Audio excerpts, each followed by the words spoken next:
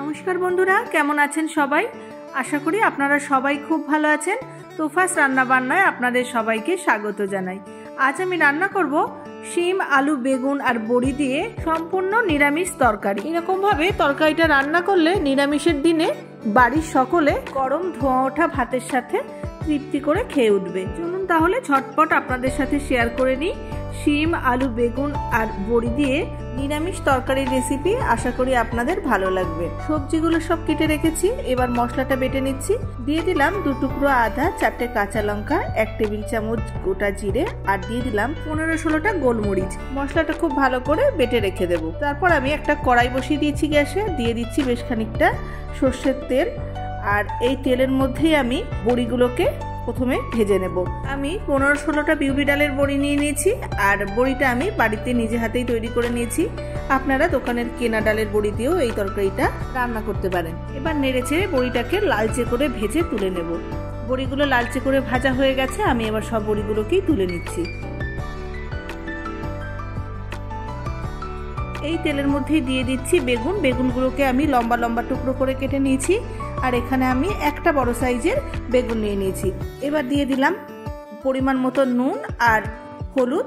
বেগুনটাকে বেশ ভালো করে আমি ভেজে নেব, তবে বেগুনটা ঢাকা দিয়ে ভাজবো না, তাহলে বেগুনটা খুব বেশি নরম হয়ে যাবে।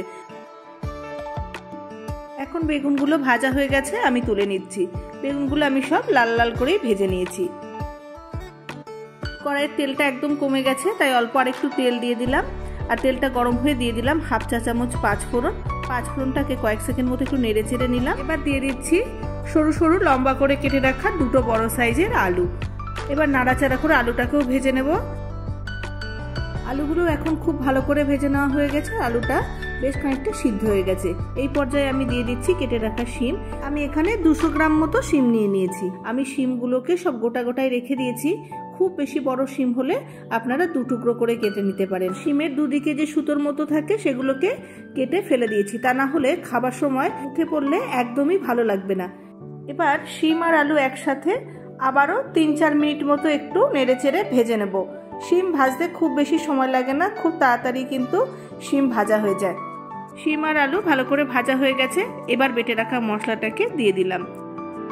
আপনারা এই তরকারিটা চাইলে গুঁড়ো মশলা দিয়েও করতে পারেন, তবে বাটা মশলা দিয়ে করলে তরকারির স্বাদটা আরও অনেক বেশি ভালো হয়। এবার দিয়ে দিচ্ছি 1 চা চামচ ধনে গুঁড়ো। ঝালটা আপনারা যেমন খেতে পছন্দ করেন সেই অনুযায়ী দিয়ে নেবেন। আবারও নাড়াচাড়া করে মশলাটা ভালো করে ভেজে নেব। 3-4 মিনিট মতো মশলাটাকে ভালো করে কষিয়ে নেওয়ার পর এর মধ্যে আমি দিয়ে দিচ্ছি 1 চা চামচ কাশ্মীরি লঙ্কার গুঁড়ো আর দিয়ে দিলাম পরিমাণ মতো নুন আর 1/2 চা চামচ হলুদ গুঁড়ো। সামান্য মশলার বাটি ধোয়া জলও আমি এর মধ্যে দিয়ে দিলাম। এবার মশলাটাকে আবারও বেশ ভালো করে কষিয়ে নেব। তবে আপনারা কাশ্মীরি লঙ্কার গুঁড়োটা না চাইলে নাও দিতে পারেন। অল্প করে একটু লঙ্কার গুঁড়োটা দিলে তরকারির রঙটা ভালো হয় আর দেখতে বেশ ভালো লাগে।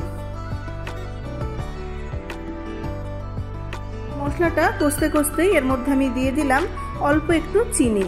তবে আপনারা যারা মনে করেন যে চিনি দিলে তরকারিটা খুব বেশি মিষ্টি হয়ে যায়, সেটা কিন্তু একদমই ভুল ধারণা।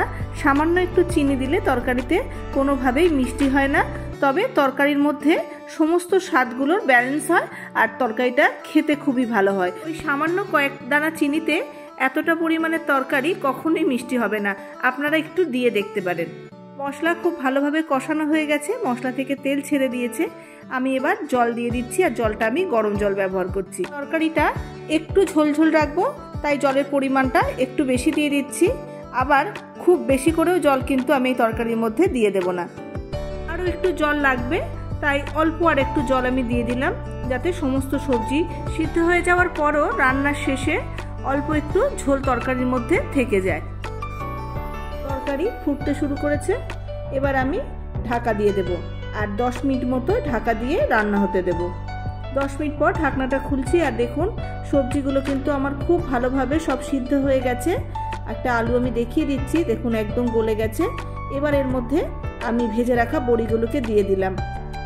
এখন দেখুন ঝোলটা এমনিতেই অনেকটা কমে গেছে, আরও খানিকটা ঝোল কিন্তু এই বড়ির মধ্যে টেনে নেবে, তখন ঝোলটা আরও খানিকটা কমে যাবে। আর বড়িটা কিন্তু এই সময় একটু দিয়ে দেব, খুব বেশি আগে দিয়ে দিলে বড়ি একদম গলে যাবে, আবার একদম শেষে দিলে বড়িগুলো কিন্তু সিদ্ধ হবে না আর বড়ির ভিতরে ঝোল ঢুকে বড়িগুলো নরমও হবে না। তাই এই রকম পর্যায়ে আমি বড়িটাকে দিয়ে একটু নেড়েচেড়ে ঢাকা দিয়ে বড়িগুলোকেও তরকারির সাথে 3-4 মিনিট মতো ফুটতে দেব। 3-4 মিনিট পর ঢাকনাটা খুলেছি আর বড়িগুলো ভালো করে সিদ্ধ হয়ে গেছে আর বড়ির মধ্যে ঝোল ঢুকে বড়িগুলো নরম হয়ে বেশ খানিকটা ফুলেও গেছে। আর আমি তরকারির মধ্যে দিয়ে দিলাম কিছুটা কুচনো ধনেপাতা। এবার একটা ঢাকা দিয়ে 2 মিনিট মতো ঝোলটাকে ফুটতে দেব। 2 মিনিট পর ঢাকনাটা খুলছি আর একটু নেড়ে দিচ্ছি। এবার আমি গ্যাসটাকে অফ করে দেব আর একটা ঢাকা দিয়ে 4-5 মিনিট স্ট্যান্ডিং টাইমে রেখে দেব। এখন শিম, আলু, বেগুন আর বড়ি দিয়ে সম্পূর্ণ নিরামিষ তরকারি পুরোপুরি রেডি হয়ে গেছে গরম ভাতে পরিবেশন করার জন্য। গরম ভাতের সাথে এই তরকারিটা খেতে তো দুর্দান্ত লাগে, এমনকি রুটির সাথেও খুবই ভালো লাগে। আমার তো ভীষণই প্রিয় এই তরকারি। আপনারা বাড়িতে অবশ্যই একবার তৈরি করে খেয়ে দেখুন, আপনাদেরও আশা করি খুবই ভালো লাগবে। আর যদি আমার রেসিপিটা আপনাদের ভালো লেগে থাকে তাহলে একটা লাইক করে দিন আর বন্ধু বান্ধব আত্মীয় স্বজনদের সাথে রেসিপিটা শেয়ার করুন। আর আপনাদের মূল্যবান মতামত অবশ্যই কমেন্টের মাধ্যমে আমাকে জানান। আর চ্যানেলটি সাবস্ক্রাইব করে অবশ্যই আমার পাশে থাকার অনুরোধ রইল। আজকে এই পর্যন্তই, দেখা হবে আবার নিত্য নতুন রেসিপি নিয়ে। ততক্ষণ সবাই খুব ভালো থাকবেন, সুস্থ থাকবেন, সাবধানে থাকবেন। নমস্কার।